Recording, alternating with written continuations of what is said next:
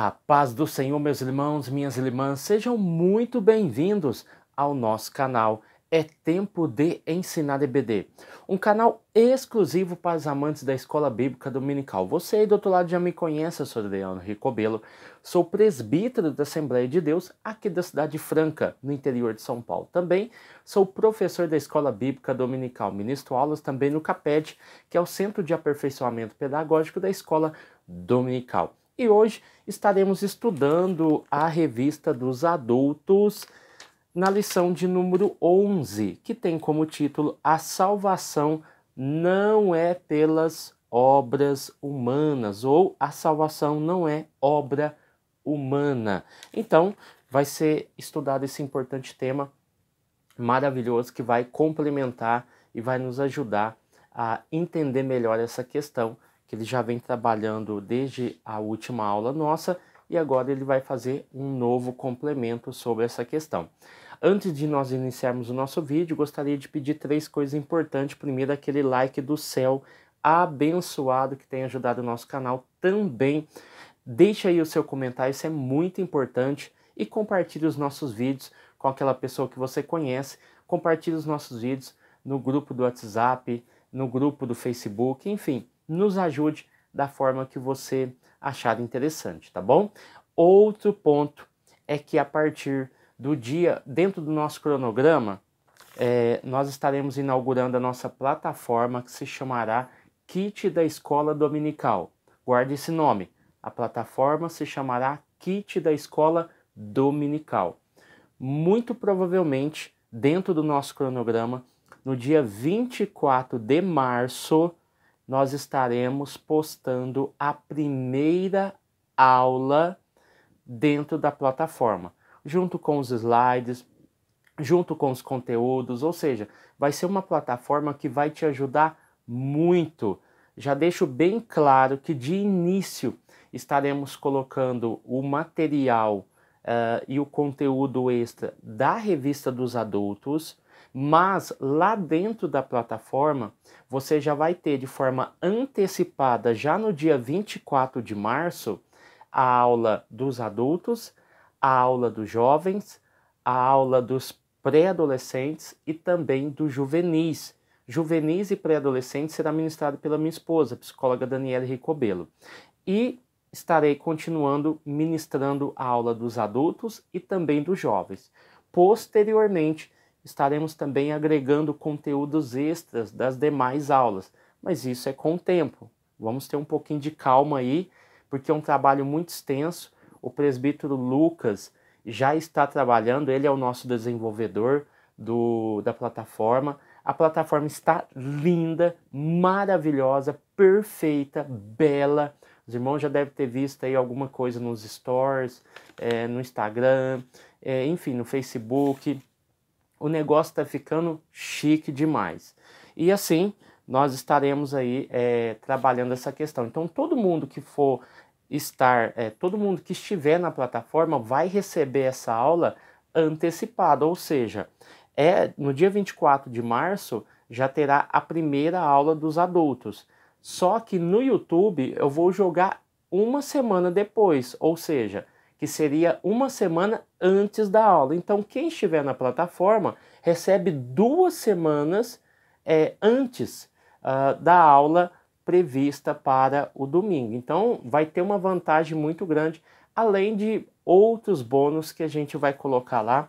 E esse canal, essa plataforma vai ser uma bênção para a sua vida, ok? Vamos melhorar a imagem. Os irmãos estão vendo aqui que não tem mesa. Já estamos providenciando uma mesa para a gente colocar na frente aqui para ficar melhor visivelmente, para mim ter aí uma forma melhor de ministrar a aula. Vamos melhorar um pouco esse cenário aqui, então por isso que está meio bagunçadinho aqui, está sem a mesa. Também vamos trabalhar a questão do audiovisual.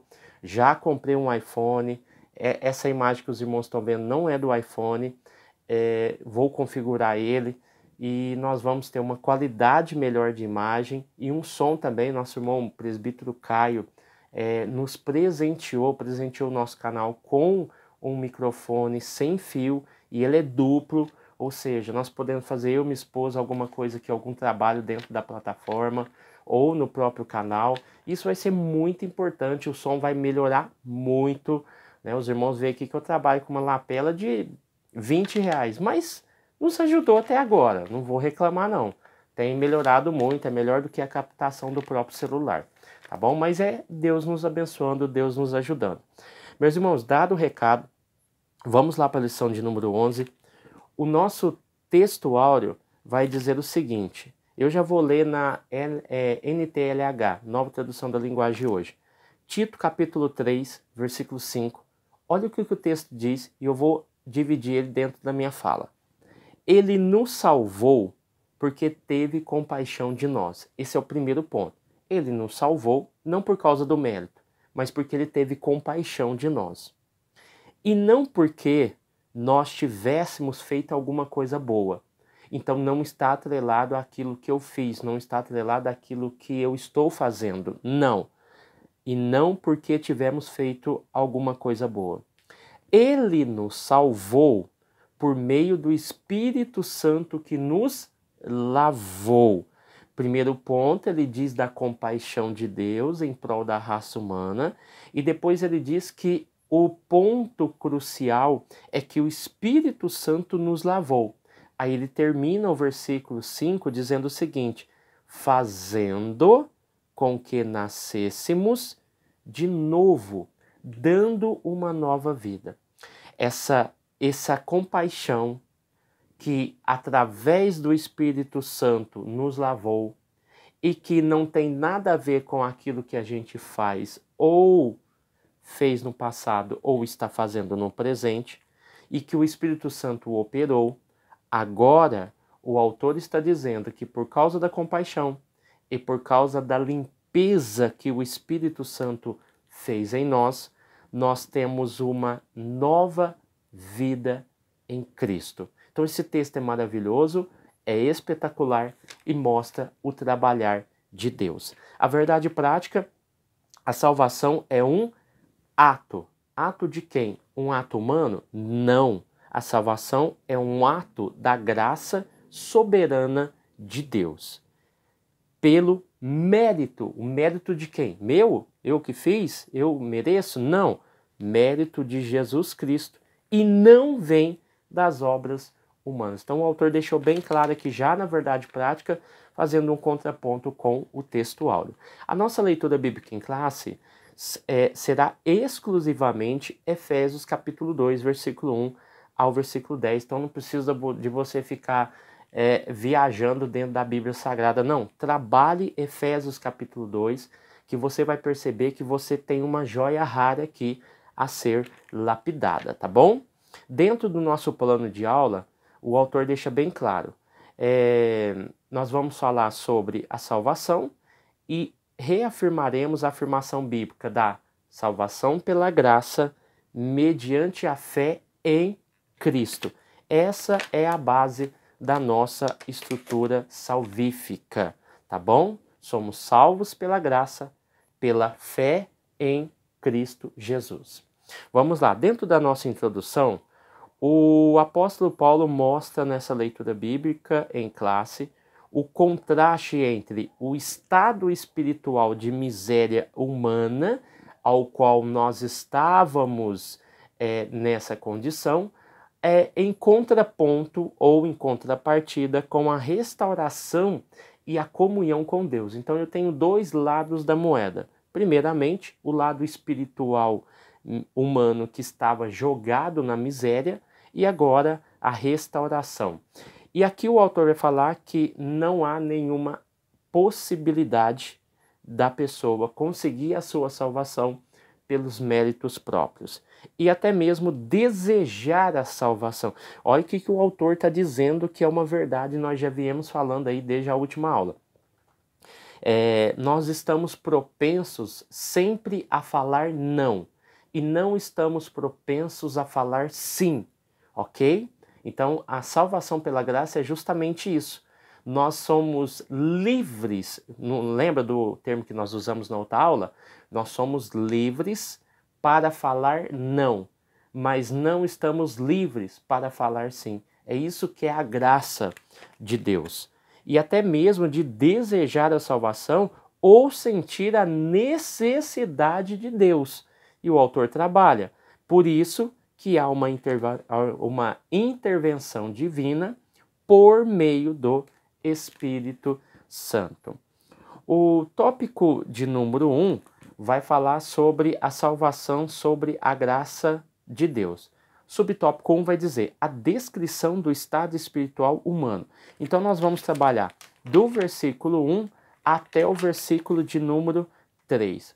O apóstolo emprega algumas expressões para reforçar a dura realidade do pecado, mortos em ofensas e pecado. Aqui ele vai trabalhar, irmãos, dentro do subtópico de número 1 e o subtópico de número 2, é o versículo 1, 2, 3, 4 e 5. Então vamos entender aqui, ó. Vamos ler primeiro, aí eu leio e nós fazemos a nossa conclusão. Aí ele vai dividir, né? O versículo 1, mortos em ofensas e pecado, mostrando a descrição espiritual humana. Essa é a ideia. O autor está usando Efésios para mostrar a descrição humana, como ela se encontrava. Aí o versículo de número 2 vai dizer, do Espírito que agora opera nos filhos da desobediência. Nos desejos da nossa carne, éramos por natureza filhos da ira. Então o autor até deixou um termo muito interessante. É uma triste fotografia da raça humana.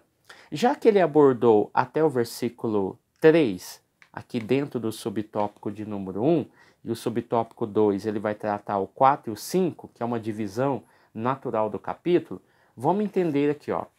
Capítulo 2, versículo 1 ao 3. Essa seção do versículo 1 ao 3 vai tratar sobre a velha vida de pecado. É uma divisão, tá bom? Então anote aí. A velha vida de pecado. Então Paulo vai destacar aqui 5 características da vida sem Deus, dentro do versículo 1 ao 3. Primeiro, mortos em ofensas e em pecado. Mortos em ofensa quer dizer que o autor do texto, no caso Paulo, está falando dos nossos desejos da carne. Paulo está falando, mortos em ofensa, está dizendo sobre os desejos da carne. Em pecado, quer dizer, desejos da mente, ideias, propósitos, inclinações. Então é isso que Paulo quer dizer quando ele fala mortos em ofensas e pecado, ou seja, nós estamos afundados nos nossos desejos da carne e nos nossos desejos da mente, aquilo que a nossa mente pensa, as nossas ideias, os nossos propósitos e as nossas inclinações. Aí ele vai dizer que nós andamos segundo o curso desse mundo, isso tudo no versículo 1 ao 3. Andam segundo o curso deste mundo. Curso aqui é aion. Aion quer dizer que o nosso pensamento e também os nossos interesses deste mundo são maus, são cruéis. Pensamentos e interesses desse presente mundo são maus.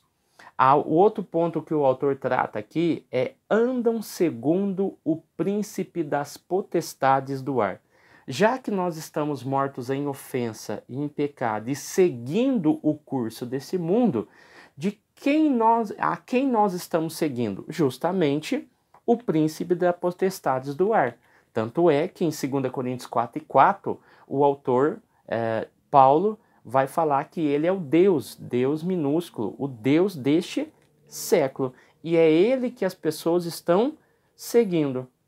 E o autor vai também destacar aqui dentro dessa unidade, nos desejos da vossa carne. Os desejos da nossa carne, na verdade, o autor vai destacar, é que ele está falando sobre os elementos pelo qual a vida é gasta. Ou seja, nós estamos gastando a nossa vida, né? Isso nós estamos falando nós como natureza pecaminosa, ok? Não que você esteja nessa condição ou eu, mas vamos adentrar naquilo que o autor está pensando, nos desejos da vossa carne. Então, o ser humano está gastando a sua vida com esses elementos, com esses desejos da carne. E com isso tudo que eu falei, do versículo 1 ao 3, o autor termina: e éramos, por natureza, filhos da ira. Ou seja, nós estamos entregues ao pecado, a lei do pecado os controla, e assim, como nós estamos sob a lei do pecado, e essa lei do pecado nos controla, automaticamente caímos sobre a ira de Deus. Então, esse texto é fantástico, ele é tremendo, e essa seção aqui mostra justamente essa questão. Tanto é que o versículo de número 1, percebam, ó, antigamente, por terem desobedecido a Deus e por terem cometido pecado, vocês estavam espiritualmente mortos. Então, antigamente, ou seja, agora vocês são uma nova criatura. Vocês desobedeceram a Deus e estavam cometendo pecados. Tanto é que o versículo 2 do capítulo 2, ele vai também reportar o passado. O versículo 1, antigamente. Versículo 2, naquele tempo, ou seja, tempos atrás. Vocês seguiam o mau caminho deste mundo e faziam a vontade daquele que governa os poderes espirituais do espaço. O espírito que agora controla os que desobedecem a Deus. Então o autor está dizendo assim, ó, antigamente ou naquele tempo, vocês eram controlados, manipulados e faziam a vontade daquele que controla e governa os poderes espirituais. E esse espírito que antigamente controlava vocês, agora controla os que desobedecem a Deus. Percebam no versículo 3, de fato, todos nós, aí sim, ele está reportando ao passado e também a eles em si. De fato, todos nós éramos como eles que estão praticando. E vivamos de acordo com a nossa natureza humana, fazendo o que o nosso corpo e a nossa mente queriam. Assim, porque somos seres humanos como os outros, nós também estávamos destinados a sofrer o castigo de Deus. Mas aí a misericórdia e a graça de Deus nos alcançou. Fantástico essa divisão e fantástico como Paulo expõe essa questão. Subtópico 2, mortos em ofensas e pecado, nós já falamos, já deciframos aqui o que significa estar mortos em ofensas e pecados. Então, mediante a graça de Deus, e sem ela ninguém pode ser salvo, aí nós já caminhamos para o versículo 4 e 5, mas há algo que precisa ser esclarecido.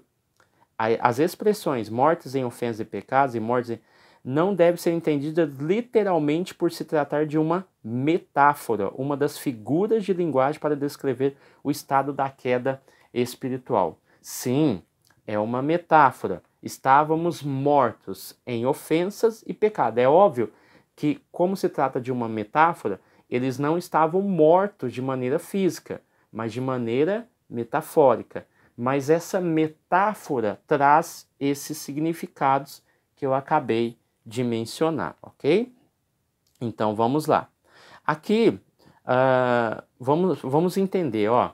Vou fazer uma divisãozinha aqui para você compreender. O capítulo 2, do versículo 1 ao versículo 3, que eu acabei de explanar, fala sobre a velha vida de pecado. Marque aí. O capítulo 2, do versículo 4 até o versículo 10, que é o último versículo, vai falar sobre a nova vida em Cristo. Percebam que há mais benefícios do que desvantagens em servir a Cristo. Para falar sobre a questão da devassidão humana e de como a vida de pecado machuca e maltrata o ser humano, ele usou apenas 3 versículos. Mas quando ele vai falar sobre a nova vida em Cristo, ele usa 6 versículos para falar sobre essa questão. Então, o capítulo 2, do 4 ao 10, destaca 3 características importantes dessa nova vida. Anote aí. A primeira, vida iniciada em Deus. Versículo 4 e o versículo 5. Segunda característica, vida nova e vida na ressurreição. Versículo 6 e versículo 7. Obtemos a nova vida em Cristo. Versículo 8 ao versículo 10. Aí você fecha esse bloco e percebe essa maravilhosa divisão e como Cristo tem trabalhado. Ok? Então, essa divisão é muito importante para você compreender. É a mesma divisão que o autor usa aqui. Então, se você pega um bom comentário, você tem aí as divisões corretas e o autor vai certinho, porque, obviamente, ele usou algum comentário também. E assim você consegue decifrar as divisões que existem aqui. O subtópico 3, a exegese dos versículos 8 ao 10, porque do 8 ao 10 fala sobre a nova vida em Cristo, ok? Vamos lá. O termo graça significa literalmente favor imerecido. O versículo 9, percebam, ó, eu estou falando que é do versículo 8 ao 10. No versículo 8, o autor destaca, porque pela graça sois salvos por meio da fé, e isso não vem de vós, é dom de Deus. Então ele começa a falar sobre essa nova vida em Cristo e como essa salvação acontece. No versículo 9, ele vai destacar novamente, já que ele falou que pela graça sois salvos por meio da fé, e isso não vem de vós, é algo que Deus dá, no versículo 9 ele reforça, não vem das obras, para que ninguém, exatamente ninguém, se glorie. O versículo 10 vai dizer, porque, ó, perceba, ó, versículo 8, ele fala sobre a graça, fala sobre a fé e fala sobre o dom de Deus. No versículo 9, ele reforça a questão das obras, para que ninguém se glorie. Perceba que no versículo 10, ele responde o versículo 8 e o versículo 9. Por que no versículo 10 ele responde?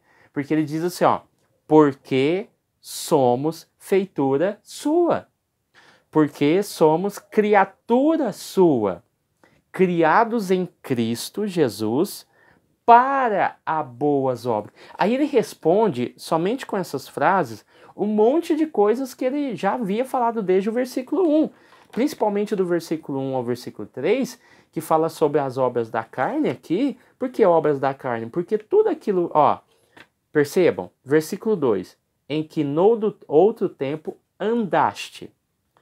Aí no versículo 3, também antes andávamos, ou seja, está falando da pecaminosidade humana e de como o homem se comportava. Ou seja, ele como criatura se comportava de forma pecaminosa e fazia más obras.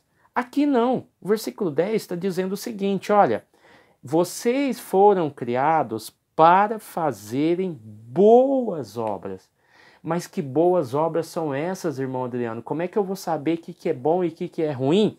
Ó, as quais Deus preparou para que andássemos nela. Percebam, versículo 2, no outro tempo andaste segundo o curso deste mundo. Versículo 3, andávamos nos desejos da vossa carne. Paulo vai finalizar dizendo, os quais Deus preparou para que andássemos nela. É esse tipo de obra que Deus quer que nós andemos. E se você, aqui, eu até coloquei aqui, né, se conferir o versículo 2 e 3, andaste segundo o curso deste mundo e andávamos nos desejos da nossa carne. Então, essa é a vontade de Deus. Não é que você faça aquilo que você quer ou que você deseja. é que você ande segundo a vontade de Deus, e não segundo o curso do mundo, e não segundo aquilo que o príncipe deste mundo, né, o governante deste mundo, quer que você ande. Então, por quê? Porque você já passou pela lavagem do Espírito. Você já está salvo mediante a graça. E você já aceitou essa graça mediante a fé em Jesus. Então, nada melhor do que seguir aquilo que Deus quer para nós. Então, esse texto é maravilhoso, né? Então, antigamente, nós, seres humanos, causávamos a nossa própria ruína. Nós, como seres humanos, causamos as nossas próprias ruínas, mas nele reside o nosso socorro. Nele quem? Em Jesus reside o nosso socorro. A graça, ela é o quê? A fonte. Ela é a fonte. É a origem da salvação.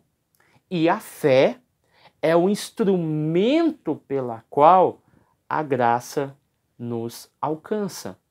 É a fé em Jesus que faz eu ter acesso a essa graça, a esse favor imerecido. Então é importante que esse instrumento e fonte seja utilizado e aceito por nós, tá bom? Então vamos lá.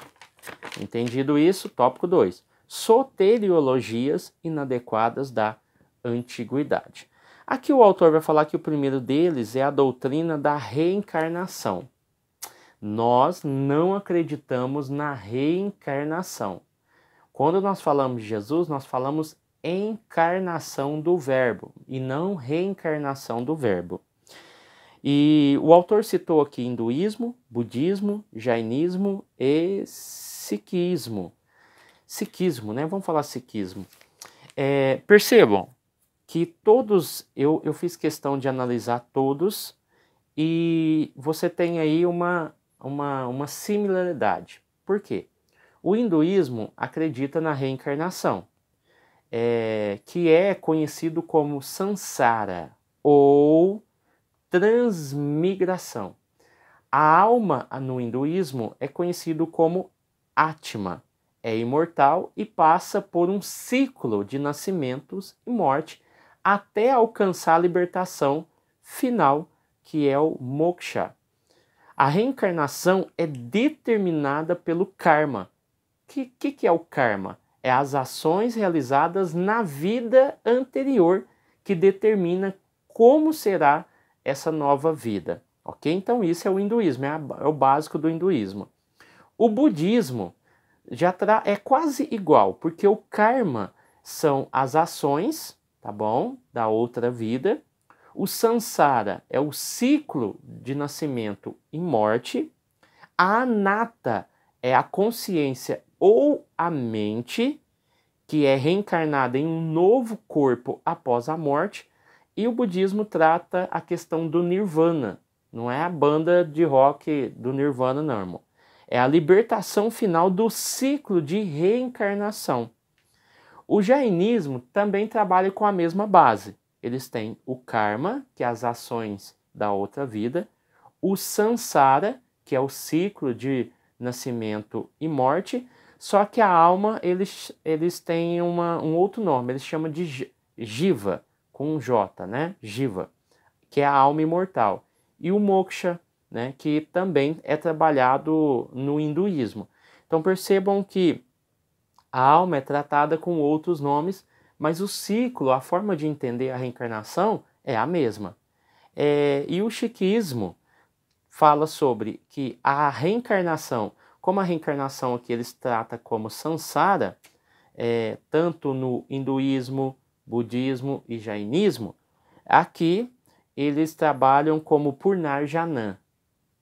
Aí eles também trabalham com a ideia do karma, tá bom? E também trabalham com a ideia do Jot, Jot com J, Jot, que eles chamam de alma imortal. Então vai mudar ali, porque no hinduísmo eles chamam de Atma, no budismo eles chamam de Anatta, e aqui eles chamam No jainismo eles chamam de Jiva e aqui eles chamam de Jyoti, que é a alma imortal. E o Purnarjana é o ciclo de nascimento e morte, que no caso do budismo, do hinduísmo, é chamado de Sansara. Aqui o Mukti significa o final do ciclo, enquanto no budismo é chamado de Nirvana, e o jainismo é chamado de Moksha. E também no hinduísmo é também chamado de Moksha. E aqui nós vamos ver que tem uma similaridade, muda alguns nomes, mas a ideia é a mesma, tá bom? A reencarnação. Os galacionistas, que no caso aqui seriam os zebionistas, trabalhado lá na lição de número 2, subtópico de número 2, tá bom? É o nome dado aos legalistas judaizantes opositores do apóstolo Paulo, na província da Galácia. Quando nós estudamos essa aula, eu lembro muito bem que Paulo lá, e nós estudamos, nós falamos isso na aula, que Paulo questionou os Gálatas concernente o seu fácil desvio, porque os judaizantes que aceitaram a Jesus, mas queriam a velha prática da lei, diziam, Paulo, que eles estavam pregando um outro evangelho, ou seja, um evangelho diferente e não um evangelho similar. E por outro lado, os judaizantes entendiam, é como se Paulo estivesse dizendo assim, olha, eles estão tentando pregar para vocês um evangelho superior, lembro muito bem desse termo, um evangelho superior àquilo que eu já estou pregando, que é um evangelho básico, simples, eficiente, dinâmico e completo ao mesmo tempo. Só que vocês estão sendo seduzidos por um evangelho que eles estão dizendo ser superior. Por quê? Porque além desses atributos do próprio evangelho, eles estão acrescentando a lei, para que seja complemento para a salvação. Então, esse evangelho não é superior. Esse evangelho que eu prego para vocês, Gálatas, é o evangelho necessário, eficiente para a salvação de vocês. Então, os gentios observassem a lei de Moisés como condição para a salvação, que foi o que nós trabalhamos lá na outra aula, que seria a lição de número 2, tópico 2, tá bom? Os gnósticos também foi outro ponto que nós trabalhamos, os gnósticos, agnósticos também falamos um pouquinho, e aqui trata sobre, no campo soteriológico, eles apregoavam uma visão dualista do universo, o maniqueísmo. O que é isso? Fundado por Mani, na Pérsia, atual Irã, seu ensino era que o universo é composto do reino das trevas e reino da luz, e os dois lutam pelo domínio da natureza e também pela luta pelo domínio do próprio ser humano. Então, o ser humano precisava de ser liberto dessa prisão do mundo e de seus poderes planetários. E só isso era possível após o conhecimento místico, que era a gnosis, a iluminação. Então aqui, o mundo é visto como uma criação do mal. Exemplificando, o mundo era visto como uma criação do mal e a humanidade é vista como parte da luz que foi aprisionada na escuridão. Então a gnose vem trazer essa luz, essa libertação. Então, perceba o que o autor diz aqui, ó. Mas não admitimos que o diabo tenha poder suficiente para medir força com Deus e seu Filho, Jesus Cristo. Então a salvação é para todos e não somente para um grupo específico que se diz ter a gnose, o conhecimento. E como nós estamos falando de um travamento de luta, ou seja, entre bem e mal, os gnósticos acreditavam que dentro dessa espécime havia uma igualdade de poderes que estavam lutando um contra o outro. E o autor deixa bem claro, não admitimos essa verdade dita pelos gnósticos de que a força é igual. Pelo contrário, ela é diferente. Vamos lá. Então, nós temos aqui esses 3 pontos abordados. Tópico 3, as soteriologias inadequadas de hoje. O autor vai trabalhar aqui o islamismo, que já foi trabalhado em 2 aulas, então cada aula vai complementando o conhecimento. Então eu vejo muitos irmãos criticarem a revista, irmão. Ó, deixa eu dizer uma coisa. Nós temos que parar com isso, de ficar criticando o conteúdo. Por quê, irmãos? Eu não sei se é falta de estudar, eu não sei se é preguiça, eu não sei o que é. Porque se você pega, por exemplo, islamismo, o autor não está tratando o mesmo assunto, irmãos. Nós não temos conhecimento pleno de todas as religiões e de todas as verdades que existem no mundo. Quando o autor vai tratar, ele já falou 2 vezes sobre o islamismo. Só que em cada lição, ele trouxe uma perspectiva diferente do islamismo. E aqui não é diferente. Ele vai trazer uma outra perspectiva que muito provavelmente eu e você não sabia. Quando ele vai falar sobre os gnósticos, ele já falou sobre os gnósticos. Só que ele trouxe uma outra perspectiva. Aqui, ele traz uma nova perspectiva. Então, a gente escuta muitos irmãos reclamar, nossa, mas o mesmo assunto, e não sei o que. Que não é o mesmo autor, geralmente. E mesmo que for, a perspectiva, a forma como lida a revista é totalmente diferente. Por exemplo, se você pega a nossa revista, ó, deixa eu parar só para explicar isso. Em defesa da fé cristã.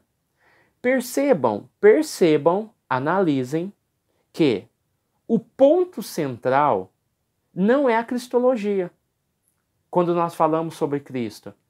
O ponto central é combater as antigas heresias que se apresentam como nova aparência. Esse é o ponto crucial da revista. Vai ter revista que nós vamos trabalhar a cristologia, sem levar em consideração as antigas heresias ou as novas formas de pensar da época. Ou, por exemplo, nós falamos sobre o Espírito Santo. Eu ouvi irmãos falando assim, nossa, mas deveria ter falado mais sobre o Espírito Santo. Não. Por quê, irmãos? Não é que o autor errou. É porque ele, após abordar a questão do Espírito Santo, ele automaticamente colocou dentro da lição as antigas heresias que combatiam a ideia do Espírito Santo. Ele citou o Testemunho de Jeová na atualidade e outros grupos. Então, é necessário que o professor entenda primeiramente a proposta da revista. A partir do momento que você entende a proposta da revista, você consegue compreender que a revista não é rasa, não faltou conteúdo, não faltou tema. Por quê? Porque o foco está sendo atingido. Qual que é o foco? Falar sobre as heresias, aquilo que bate contra aquilo que nós pensamos, ok? Então já está explicado. Então aqui, islamismo. Aqui ele vai citar 2 pontos importantes. Ele vai citar o Alcorão 13, 22 e 23 e o Alcorão 2, 190 e depois o 276, que é a Sura ou a Surata, né? E aqui ele vai dizer que a salvação no contexto deles é por méritos, pelas obras. Eu fiz questão de pegar, você pode achar na internet super fácil, eu peguei aqui, ó, o Corão, a Sura 13, 22 e 23. Percebam o que ele vai dizer aqui, ó. E aqueles que são pacientes, buscando o prazer do Senhor, estabelecem a oração e gastam daquilo com que os agraciamos, secretamente e publicamente, e repelem o mal com o bem, terão o melhor lugar do retorno. O 23. Jardins do Éden, nos quais entrarão juntamente com os justos, entre seus antepassados, suas esposas e sua prole, e os anjos entrarão por todas as portas. Aqui ele está querendo dizer sobre a questão dos pecadores. Ele está afirmando que dentro do Alcorão, Deus abomina os pecadores.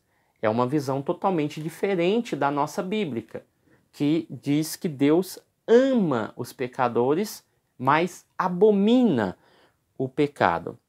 Aqui na Sura 2, 190, e combatam no caminho de Deus aquele que os combatem, mas não sejam os agressores. Não sejam, eles não podem ser os agressores, mas aqueles que defendem. Deus não ama os agressores. O 2,176, Sura 2,176. Deus anula a usura e faz crescer as esmolas. Deus não ama nenhum ingrato pecador. Tá, então, segundo essa realidade, se as boas ações superarem as más, tal pessoa irá para o paraíso. É por isso que ele destacou aqui que a salvação do Islã vem pelas boas obras. Então, em vez de você atacar, você vai defender. Você não vai ser quem ataca. E ao Corão, a Sura 13, 22 e 23, fala justamente sobre isso também. Sobre a questão do doar, do fazer publicamente ou secretamente, ou seja, as boas obras. Então, pelas boas obras, os adeptos da religião islã serão salvos. Lembra que nós falamos sobre Jesus? Você vê, uma coisa complementa a outra. Quando nós falamos em aulas atrás sobre Jesus, eles afirmam que Jesus não é Deus e que quem acredita que Jesus morreu está sem sabedoria, sem entendimento, que Jesus foi crucificado. Entendeu? Então, uma coisa complementa a outra. Então, vamos lá. As testemunhas de Jeová. Outro ponto também que já foi abordado e aqui ele vai complementar. E aqui a salvação não está em Cristo, mas na organização religiosa dela, diferente do que ensina a Bíblia. Existem dois grupos de salvos. Um que tem direito ao céu, que está restrito aos 144 mil, e a classe dos ungidos, que é outro grupo, a classe da grande multidão, que vai herdar a terra. Então, para eles, o reino de Deus foi inaugurado em 1914. Agora, eles estão esperando o Armagedon. Aqui vai dizer, eu até pesquisei sobre isso e assim, foi um pouco em contrário. Se os irmãos têm conhecimento, se tem alguém aí que já foi da testemunha de Jeová, que deixe aí no comentário qual que está correto. Porque o autor afirmou que Jesus não é o mediador delas, nem tem esperança de salvação. Nós já estudamos que Jesus, para os testemunhos de Jeová, é um ser criado, que foi enviado ao mundo, ok? Só que nos textos que eu li, está falando que Jesus Cristo é o mediador e que através dele a vida e morte veio também a esperança, até porque eles questionam a questão da cruz, que ela foi apenas uma estaca e tudo mais, que realmente ele sendo uma criatura, ele cumpriu o papel. Só que eles não creem em Jesus como Salvador, mas creem, segundo os textos que eu li, do próprio texto das Testemunhas de Jeová, que ele é o mediador. Mas aqui está falando que ele não é o mediador delas e nem tem esperança de salvação. Então depois os irmãos aí que já foram da Testemunha de Jeová e que tem um conhecimento sobre essa questão, porque é difícil, às vezes a gente lê uma coisa e na revista fala outra, ou a gente lê na revista e nos textos que a gente lê fala outra, a gente fica um pouco em dúvida e às vezes a gente fica até assim de perguntar para alguém que a gente conhece. Então se você conhece alguém ou já teve essa experiência com as Testemunhas de Jeová, deixa aí no comentário se para a Testemunha de Jeová Jesus é o mediador ou ele não é o mediador. Lembrando que a gente já tem a consciência de que para as Testemunhas de Jeová ele não faz parte da Trindade, eles não acreditam na Trindade, Pai, Filho e Espírito Santo. Espírito Santo é uma força ativa, Jesus ele é criado, isso nós temos essa compreensão. Mas como eles acreditam que Jesus veio para cumprir a vontade do Pai, foi criado para isso, E também eles trabalham a questão da crucificação. Então, como é que eles veem isso? Jesus é ou não é o mediador? Fato é que algumas características, né, como não doar sangue, não fazem alistamento, não participam de nenhum grupo político, não participam de festas como aniversários e outras, são características das testemunhas de Jeová. O mormonismo, os mormons creem em uma salvação geral em que não mormons são castigados e depois liberados para a salvação, e numa perspectiva individual em que a salvação é obtida pela fé em Jesus. Fé em Jesus, arrependimento, batismo por imersão e imposição de mão. Um deles é aceitar Joseph Smith Jr. como porta-voz de Deus. E nessa questão, nós entendemos que Jesus não precisa de um co-salvador, ou seja, um porta-voz da salvação. E a salvação não é por mérito humano. Ninguém pode ser salvo pelas obras, somente pela graça de Deus. Amém, meus irmãos? Então, nós terminamos mais uma aula maravilhosa, uma aula espetacular. Que Deus abençoe você, sua casa, sua família. Fique com Deus e até o próximo vídeo, em nome de Jesus.